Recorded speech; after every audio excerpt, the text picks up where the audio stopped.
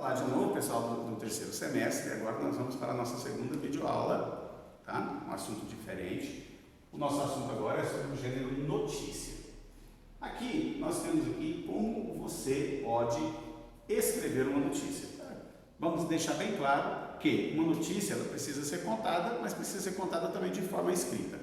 Primeira coisa, você precisa dominar o assunto. Como que você vai escrever sobre uma notícia se você não sabe o assunto por completo? Se você apenas ouviu falar, tá? Então, se você vai escrever alguma coisa, investigue primeiro tudo que você precisa saber sobre aquele assunto, para depois você poder escrever, tá? Também é bom que na notícia você use frases curtas. Por que usar frases curtas? Porque quando usamos frases curtas, nós não nos confundimos com o sistema de pontuação. Tá? Quando nós usamos frases curtas, nós não nos confundimos também com a concordância. Se eu escrevo uma frase aí que ela tem 4 ou 5 linhas, provavelmente, quando eu chegar lá no final da última linha, eu falhei em algum pedaço na concordância. Agora, se eu faço frases curtas, com períodos curtos, dificilmente eu vou errar, dificilmente essa concordância vai me faltar. Tá? Olha só, atenção à pontuação, isso é que eu sempre gosto de puxar as orelhas. Pessoal, a pontuação é ela que dá tonalidade para a nossa fala. Vírgula, ponto, ponto e vírgula, 2 pontos, elas são necessárias em uma frase.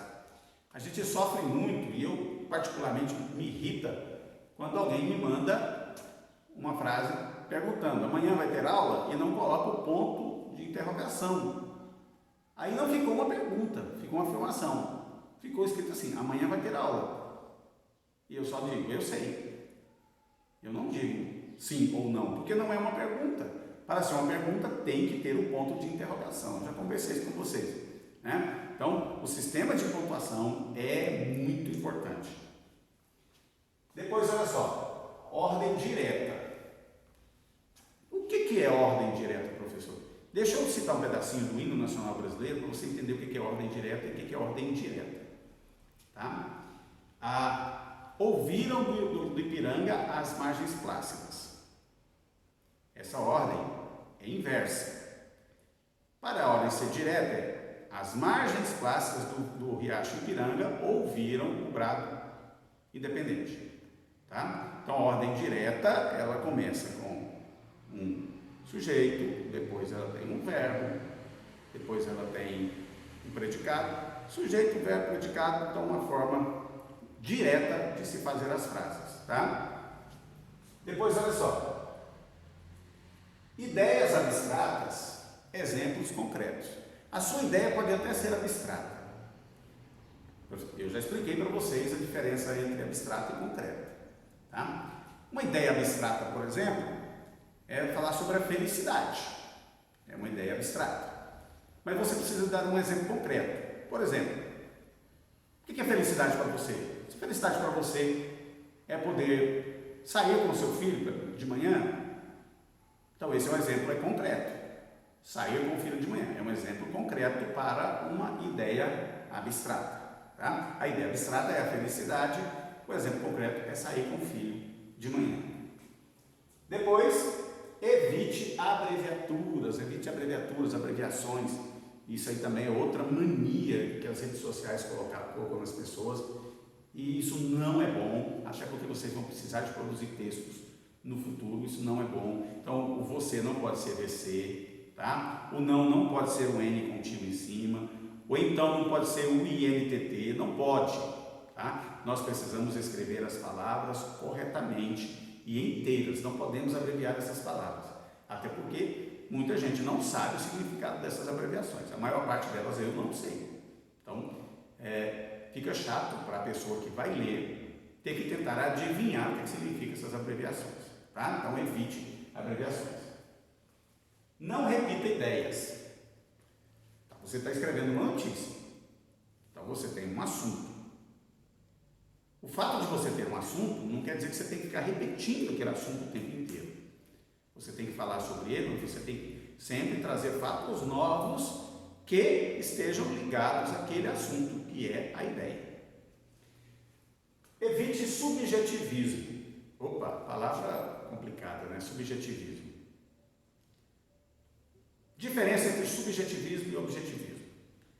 Quando você está falando de uma notícia e você quer ser objetivo, você apenas fala do que aconteceu. Quando você usa o subjetivismo, você já emite a sua opinião sobre aquele assunto. E, sinceramente, quando a gente está falando de uma notícia, a opinião da gente não pode interessar, ela não tem que interessar. Tá? Você tem que ser bem objetivo, bem claro e imparcial quando você está escrevendo uma notícia. Tá? A notícia, por exemplo, foi sobre a morte da galinha. Tá? Você só tem que falar que a galinha morreu, como ela morreu, onde ela morreu, quando ela morreu. Você não tem que falar, coitadinha da galinha, era tão nova, poderia ter muito. Isso você não tem que falar. Isso é subjetivismo.